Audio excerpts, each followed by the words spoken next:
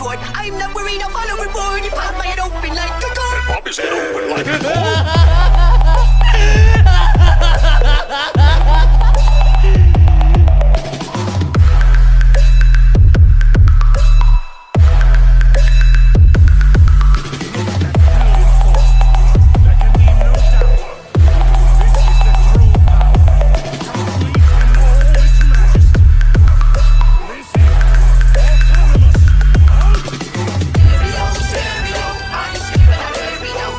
इस एपिसोड की स्टार्टिंग में हम देखते हैं यहाँ पर जो एक्रीज है वो ट्रैवल करके जाता है पैन के घर पर, पैन वेडल इनके घर पर, और वहाँ पर उसकी मुलाकात होती है बू से। यहाँ पर जो एक्रीज है वो बू से बात करने लग जाता है और बू से कहता है हमें तुम्हारी ज़रूरत है, जल्दी मेरे साथ चलो, हमें ट्रेनिंग करनी है। इस पॉइंट पर यहाँ पर जो सारे ही कैरेक्टर्स थे जो टूर्नामेंट ऑफ पावर के अंदर पार्टिसिपेट करने वाले थे और पिरामिड ऑफ पावर के अंदर ट्रेनिंग कर रहे थे, वो सभी अपनी पूरी एनर्जी को अनलिश कर रहे थे। वो अपनी लिमिट्स को पुश कर रहे थे और गोहान इन ट्रेनिंग के दौरान अपने बेस ट्रांसफॉर्मेशन को इस हद तक समझ जाता है कि अब गोहान इसे वैसे यूज़ कर सकता है जैसे कि गोहान मेन टाइमलाइन में यूज़ कर सकता है। पर इस पॉइंट पर सिचुएशन थोड़ी सी डिफरेंट है क्योंकि ये लोग अकेले ट्रेनिंग नहीं कर रहे थे। यहाँ पर जो वीस है वो बीरस की भी ट्रेनिंग करा रहा था। यहाँ पर जो बीरस है उसका स्ट्रांग होना ज़रूरी था क्योंकि बीरस यहाँ पर रिवील करता है कि गॉड ऑफ डिस्ट्रक्शन के लिए कुछ सोचा हुआ है ज़ेनोसामा ने। इन लोगों की ट्रेनिंग काफ़ी अच्छे से चल रही थी, पर ट्रेनिंग करते समय वो लोग ये भूल गए कि उन्हें टूर्नामेंट ऑफ पावर भी जाना था। और जब इन्हें याद आता है कि इन्हें टूर्नामेंट ऑफ पावर में जाना था तब तक काफ़ी ज़्यादा देरी हो गई थी और फिर वीस और बीरस ये अपनी पूरी टीम को लेकर निकल जाते हैं टूर्नामेंट ऑफ पावर के लिए। और इस पॉइंट पर जो ग्रैंड प्रीस्ट है वो कहते हैं कि बाकी यूनिवर्सेस अपने साथ उनके चेयर लीडर्स को लेके आए हैं, तो तुम चाहो तो अपने चेयर लीडर्स को लेके आ सकते हो। और इस वजह से गोकू, वेजिटा, ब्रोली और गोहान इन चारों की ही वाइफ्स आने के लिए कहती है और इस वजह से वो लोग भी आ जाती है। और यहाँ पर जो माई है उसे भी आने का मन करता है तो वो भी आ जाती है। ये लोग अपनी जर्नी के लिए निकल जाते हैं। यहाँ पर जो ब्रोली है वो अपने बेटे के पास जाता है और उससे कहता है देखो, हमें ये टूर्नामेंट किसी भी हालत में जीतना है और अगर इस टूर्नामेंट में हमें जीतना है तो फिर हमें अपनी 100% पर लड़ना होगा। देखो, मैं जानता हूँ तुम स्ट्रांग हो, तुम वीक नहीं हो, तो फिर यहाँ पर अपने 100 को देना। और अगर तुम्हें ऐसा लगता है कि तुम्हारी 100 यहाँ पर काफ़ी ज़्यादा कम है तो फिर तुम्हें अपनी लिमिट्स को ब्रेक करना होगा। मैं यहाँ पर जानता हूँ तुम स्ट्रांग हो, मुझे तुम पर प्राउड है, पर फिर भी मैं तुम्हें रिपीट कर दूँ कि तुम्हें और स्ट्रांग बनने की ज़रूरत है और मैं भी इस टूर्नामेंट में तुम्हें अपनी लिमिट को पुश करना पड़ेगा। और ग्रैंड प्रीस्ट उन्हें टूर्नामेंट ऑफ पावर के स्टेडियम में सीधा समन करते हैं। इस पॉइंट पर ग्रैंड प्रीस्ट कहते हैं तो तुम्हें आने में ज़रा देरी हो गई वीस। इस पॉइंट पर सारे ही मॉर्टल्स और सारे ही गॉड ऑफ डिस्ट्रक्शंस को इस रिंग पर समन किया जाता है।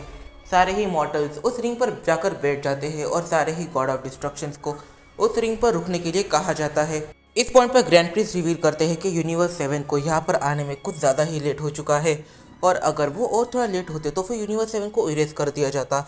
यहाँ पर जो वीस है वो इस चीज़ के लिए माफ़ी मांगता है। तभी ग्रैंड प्रिंस को ना जाने किसकी एनर्जी की सेंस होती है, वो पूरी तरीके से शॉक हो जाते हैं। उसके दिमाग में यहाँ पर आता है अभी तक मुझे कुछ मॉडल्स की एनर्जी की सेंस हो रही थी, उनमें से एक एनर्जी की नो डाउट थोड़ी बहुत डेमोनिक थी, पर जैसे ही यूनिवर्स 7 में अपनी प्रेजेंस रखी है वैसे ही यहाँ पर डेमोनिक एनर्जी की और डिवाइन एनर्जी की ये सब साथ में सेंस हो रही है। आखिर यहाँ पर चल क्या रहा है।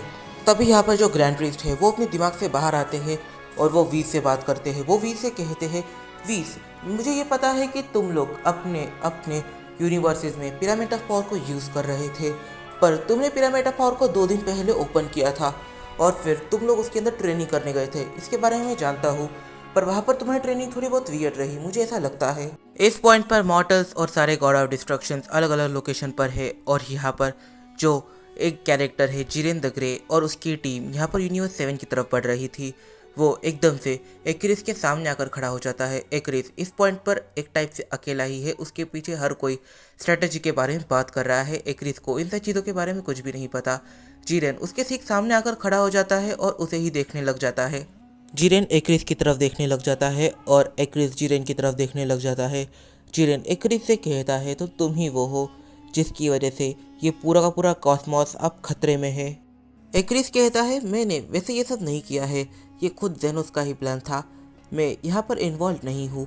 असल में वो ये चीज़ पहले सारे गॉड ऑफ डिस्ट्रक्शंस के साथ करने वाले थे, पर फिर उन्होंने यूनिवर्स 6 और यूनिवर्स 7 इन दोनों के बीच का टूर्नामेंट देखा और तब उनके माइंड में ये प्लान आया था, इसमें मेरी कोई भी गलती नहीं है।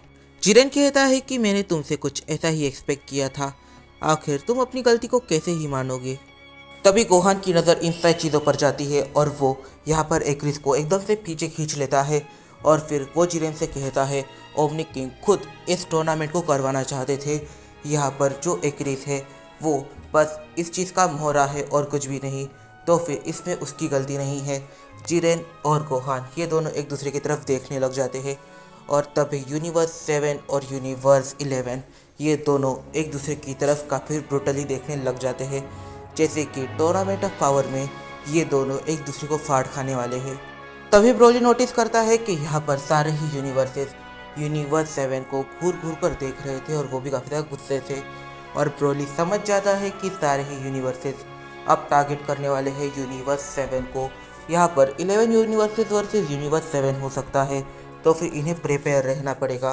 तभी वेजिटा एक अल्ट्रा ईगो यूज़र को भाप लेता है और गोकू ब्लैक रियलाइज़ करता है कि यहाँ पर होल्ड बैक बिल्कुल भी नहीं करना है।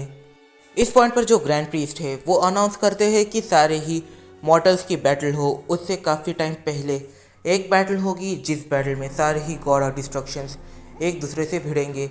जो भी गॉड ऑफ डिस्ट्रक्शन अपनी 100% पावर्स पर नहीं लड़ेगा उसे इरेज कर दिया जाएगा और वो भी कुछ बिना सोचे। और अब से गॉड ऑफ डिस्ट्रक्शन का टाइम स्टार्ट होता है। गॉड ऑफ डिस्ट्रक्शन के बैटल के बाद होगा real tournament of power start. Grand priest एकदम से कहते हैं सारे ही गॉड्स की बैटल को अब स्टार्ट किया जाए। इस पॉइंट पर सारे ही जो गॉड ऑफ डिस्ट्रक्शन है वो एकदम से बीरस के ऊपर अटैक करने के लिए आगे बढ़ते हैं। कोई भी नहीं चाहता कि यहाँ पर बीरस अपनी 100% पावर्स पर जाए और सारे ही गॉड ऑफ डिस्ट्रक्शन उसे होल्ड करने की कोशिश कर रहे थे, पर बीरस को भी strongest God of destruction alive का टाइटल यूं ही नहीं मिला। बीरस एकदम से अपनी अल्ट्रा इंस्टेंट का यूज़ करने लग जाता है। बीरस की जो अल्ट्रा इंस्टेंट है वो मेन टाइमलाइन वाले बीरस से तो काफ़ी ज़्यादा एडवांस है और यहाँ पर जो ये बीरस है वो मेन टाइमलाइन के बीरस से काफ़ी ज़्यादा ओवर पावर्ड है। ये जो बीरस है वो सारे ही गॉड ऑफ डिस्ट्रक्शन के अटैक को काफ़ी ईजीली डॉच कर रहा था। इस पॉइंट पर बेलमाउथ उसे पीछे से किक करने की कोशिश करता है, पर बीरस काफ़ी इजीली बेलमाउथ को भी डॉच कर लेता है। इस अटैक को डॉच करने के बाद बीरस एकदम से एक काफ़ी ज़्यादा डेंजरस अटैक बनाकर इन सारे ही गॉड ऑफ डिस्ट्रक्शन की तरफ फेंक देता है और ये अटैक काफ़ी ज़्यादा तेज़ से इन सारे ही गॉड ऑफ डिस्ट्रक्शन की तरफ बढ़ रहा था। इनके पास अल्ट्रा इंस्टेंट नहीं है और ये इस अटैक को डॉच नहीं कर सकते। इस पॉइंट पर सारे ही गॉड ऑफ डिस्ट्रक्शन इस अटैक के जपेटे में आ जाते हैं। ये जो अटैक था वो कुछ ज़्यादा ही ओवर पावर्ड था इन गॉड ऑफ डिस्ट्रक्शंस के लिए। पर फिर हम देखते हैं कि इन गॉड ऑफ डिस्ट्रक्शंस ने अपने आजू बाजू एक ऐसे बैरियर को क्रिएट कर दिया था जिस बैरियर की वजह से वो बीरस के अटैक से बच पाए थे। पर यहाँ पर सिर्फ 5 ही गॉड ऑफ डिस्ट्रक्शन है और बाकी गॉड ऑफ डिस्ट्रक्शन बीरस को पूरी तरीके से पकड़ लेते हैं। इस पॉइंट पर बीरस को पीछे से एक काफ़ी ज़्यादा हाइटेड गॉड ऑफ डिस्ट्रक्शन पकड़ लेता है और बाकी गॉड ऑफ डिस्ट्रक्शन उसके ऊपर अटैक करने के लिए आगे बढ़ते हैं। बीरस उसके हाथ से छूटने में कामयाब हो जाता है और जब बीरस उसके हाथ से छूटने में कामयाब हो जाता है तब वो इन तीनों ही गॉड ऑफ डिस्ट्रक्शंस के अटैक को काफ़ी इजीली डॉच कर लेता है और ये अटैक बीरस को ना लगकर उस बड़े गॉड ऑफ डिस्ट्रक्शन को लगता है। जैसे ही ये अटैक इन सारे गॉड ऑफ डिस्ट्रक्शंस को लगता है इनकी हालत बद से बदतर हो जाती है और बीरस अब अपनी 100% पावर में जा चुका है।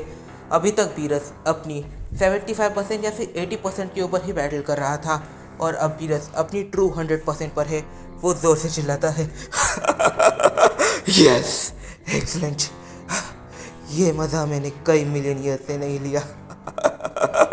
इस पॉइंट पर टूर्नामेंट ऑफ पावर का रिंग पूरी तरीके से ऑलमोस्ट डिस्ट्रॉय ही हो जाता है, पर जो बीरस है वो जब सारे गॉड ऑफ डिस्ट्रक्शन को एलिमिनेट कर देता है तब ग्रैंड प्रीस्ट इसे वापस से पहले जैसा बना देते हैं।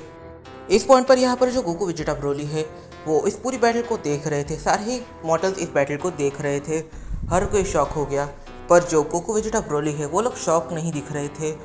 इवन तो इन तीनों के चेहरे पर कोई एक्सप्रेशन ही नहीं था। ये तीनों ऐसे रिएक्ट कर रहे थे जैसे कि ये चीज़ें होती रहती है।